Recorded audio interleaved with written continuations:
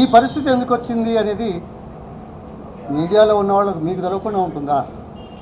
నేను ఇవాళ మళ్ళీ కొత్తగా చెప్పాలా? అధ్యయనం చేస్తారు, ఆలోచన చేస్తారు, 10 మందిని అడిగి తెలుసుకుంటారు, వాస్తవాలు సేకరించడానికి ప్రయత్నం చేస్తున్న మీకు నేను ప్రత్యేకంగా చెప్పాల్సింది ఏం లేదని భావిస్తున్నాను. ఈ అవసరం ఎందుకు వచ్చింది? ఇంత బాధతో ఎందుకు ఉండిపోవాల్సి వచ్చింది? ఈ కారణం అక్కడ చూడండి, ఒక్క నిమిషం ఆడ scene. I'm proud that I'm an Indian and also a member of Indian National Congress కింద Ponnala Lakshmaiah. I'm proud that I'm an Indian.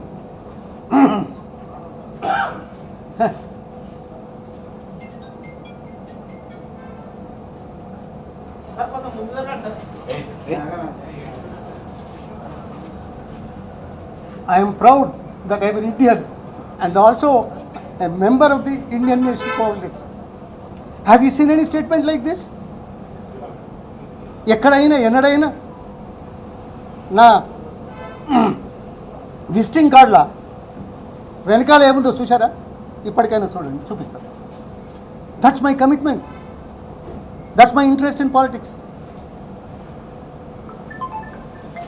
దేనికోసం వచ్చాం?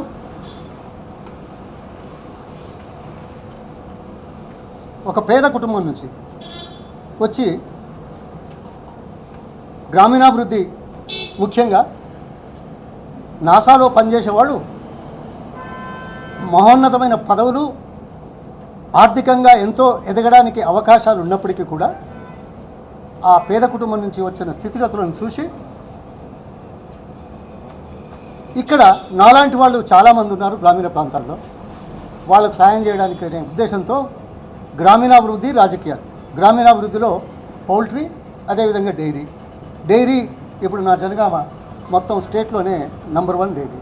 దాదాపు 60,000 మంది పాడి రైతులు ఉన్నారు, కోట్లాది మంది ఉన్నారు. దాంతోపాటు రాజకీయాలు కలిపితే మరింత అభివృద్ధి చేయొచ్చని ఒక్క జనగాం నియోజకవర్గంలోనే 7 రిజర్వాయర్లు దేవాదుల నీళ్ళది, ఏ నాయకుడి కాన్స్టిట్యూన్సీలో కూడా లేనటువంటి రిజర్వాయర్లు నిర్మించే చరిత్ర నాది.